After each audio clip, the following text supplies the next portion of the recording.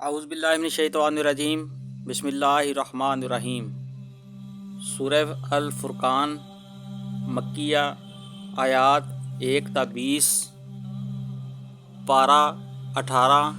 قد افلح، اللہ کے نام سے جو بے انتہا مہربان اور رحم فرمانے والا ہے۔ نہایت متبرک ہے وہ جس نے یہ فرقان اپنے بندے پر نازل کیا تاکہ سارے جہان والوں کے لیے خبردار کر دینے والا ہو۔ وہ جو زمین اور آسمانوں کی بادشاہی کا مالک ہے، جس نے کسی کو بیٹا نہیں بنایا ہے، جس کے ساتھ بادشاہی میں کوئی شریک نہیں ہے، جس نے ہر چیز کو پیدا کیا، پھر اس کی ایک تقدیر مقرر کی۔ لوگوں نے اسے چھوڑ کر ایسے معبود بنا لیے جو کسی چیز کو پیدا نہیں کرتے بلکہ خود پیدا کیے جاتے ہیں، جو خود اپنے لیے بھی کسی نفع یا نقصان کا اختیار نہیں رکھتے، جو نہ مار سکتے ہیں، نہ جلا سکتے ہیں، نہ مرے ہوئے کو پھر اٹھا سکتے ہیں۔ جن لوگوں نے نبی صلی اللہ علیہ وآلہ وسلم کی بات ماننے سے انکار کر دیا ہے، وہ کہتے ہیں کہ یہ فرقان ایک من گھڑت چیز ہے جسے اس شخص نے آپ ہی گھڑ لیا ہے، اور کچھ دوسرے لوگوں نے اس کام میں اس کی مدد کی ہے۔ بڑا ظالم اور سخت جھوٹ ہے جس پر یہ لوگ اتر آئے ہیں۔ کہتے ہیں یہ پرانے لوگوں کی لکھی ہوئی چیزیں ہیں جنہیں یہ شخص نقل کراتا ہے اور وہ اسے صبح و شام سنائی جاتی ہیں۔ اے نبی صلی اللہ علیہ وآلہ وسلم، ان سے کہو کہ اسے نازل کیا ہے اس نے جو زمین اور آسمانوں کا بھید جانتا ہے۔ حقیقت یہ ہے کہ وہ بڑا غفور اور رحیم ہے۔ کہتے ہیں یہ کیسا رسول ہے جو کھانا کھاتا ہے اور بازاروں میں چلتا پھرتا ہے؟ کیوں نہ اس کے پاس کوئی فرشتہ بھیجا گیا جو اس کے ساتھ رہتا اور وہ نہ ماننے والوں کو دھمکاتا، یا اور کچھ نہیں تو اس کے لیے کوئی خزانہ ہی اتار دیا جاتا، یا اس کے پاس کوئی باغ ہی ہوتا جس سے یہ اطمینان کی روزی حاصل کرتا۔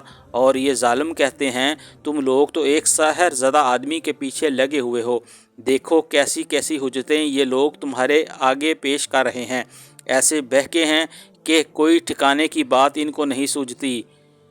بڑا بابرکت ہے وہ جو اگر چاہے تو ان کی تجویز کردہ چیزوں سے بھی زیادہ بڑھ چڑھ کر تم کو دے سکتا ہے۔ ایک نہیں بہت سے باغ جن کے نیچے نہریں بہتی ہوں اور بڑے بڑے محل۔ اصل بات یہ ہے کہ یہ لوگ اس گھڑی کو جھٹلا چکے ہیں، اور جو اس گھڑی کو جھٹلائے اس کے لیے ہم نے بھڑکتی ہوئی آگ مہیا کر رکھی ہے۔ وہ جب دور سے ان کو دیکھے گی تو یہ اس کے غضب اور جوش کی آوازیں سن لیں گی، اور جب یہ دست و پا بستہ اس میں ایک تنگ جگہ ٹھونسے جائیں گے تو اپنی موت کو پکارنے لگیں گے۔ اس وقت ان سے کہا جائے گا آج ایک موت کو نہیں بہت سی موتوں کو پکارو۔ ان سے پوچھو یہ انجام اچھا ہے یا وہ ابدی جنت کا جس کا وعدہ خدا ترس پرہیزگاروں سے کیا گیا ہے، اور جو ان کے عمل کی جزا اور ان کے سفر کی آخری منزل ہوگی، جس میں ان کی ہر خواہش پوری ہوگی، جس میں وہ ہمیشہ ہمیشہ رہیں گے، جس کا عطا کرنا تمہارے رب کے ذمے ایک واجب الادا وعدہ ہے۔ اور وہی دن ہوگا جب کہ تمہارا رب ان لوگوں کو بھی گھیر لائے گا اور ان معبودوں کو بھی بلائے گا جنہیں آج یہ اللہ کو چھوڑ کر پوج رہے ہیں۔ پھر وہ ان سے پوچھے گا کیا تم نے میرے ان بندوں کو گمراہ کیا تھا یا یہ خود براہ راست بھٹک گئے تھے؟ وہ عرض کریں گے پاک ہے آپ کی ذات، ہماری تو یہ بھی مجال نہ تھی کہ آپ کے سوا کسی کو اپنا مولا بنائیں گے، مگر آپ نے ان کو اور ان کے باپ دادوں کو خوب سامان زندگی دیا، حتیٰ کہ یہ سب بھول گئے اور شامت زدہ ہو کر رہے۔